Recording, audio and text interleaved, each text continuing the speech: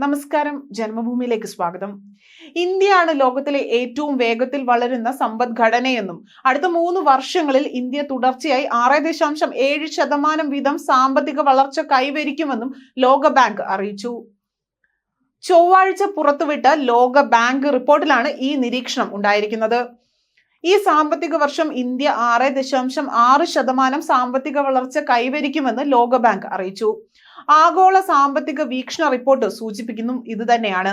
2023-24 സാമ്പത്തിക വർഷം ഇന്ത്യ 8.2% വളർച്ച കൈവരിക്കുകയുണ്ടായി.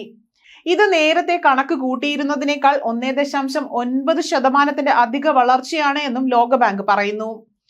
ഇന്ത്യയിൽ നിക്ഷേപ വളർച്ച ഉണ്ടാകുമെന്നും സർക്കാർ തലത്തിലും സ്വകാര്യ തലത്തിലുമുള്ള നിക്ഷേപം വർദ്ധിക്കുമെന്നും ലോകബാങ്ക് റിപ്പോർട്ട് ചൂണ്ടിക്കാട്ടുന്നു. 2023-24 വൻതോതിൽ സാമ്പത്തിക വളർച്ച ഉണ്ടായില്ലെങ്കിലും അടുത്ത വർഷങ്ങളിൽ ഇതിന്റെ വളർച്ചയുടെ കുതിപ്പ് അല്പം മിതപ്പെടുത്തുമെന്നും എന്നാൽ അപ്പോഴും അത് ശരാശരി 6.7% തുടരുമെന്നും ലോകബാങ്ക് പറയുന്നു. കാർഷികോൽപ്പന്നം മെച്ചപ്പെടുത്തുകയും പണപ്പെരുപ്പം നിയന്ത്രിക്കപ്പെടുകയും ചെയ്യുന്നതോടെ സ്വകാര്യ ഉപഭോഗം വർദ്ധിക്കും. സെപ്റ്റംബർ 2023 മുതൽ ഇന്ത്യയിലെ നാണ്യപ്പെരുപ്പം റിസർവ് ബാങ്ക് നിശ്ചിത 2 മുതൽ 6% ഇടയ്ക്ക് ഒതുങ്ങി നിന്നതായും ലോകബാങ്ക് പറയുന്നു.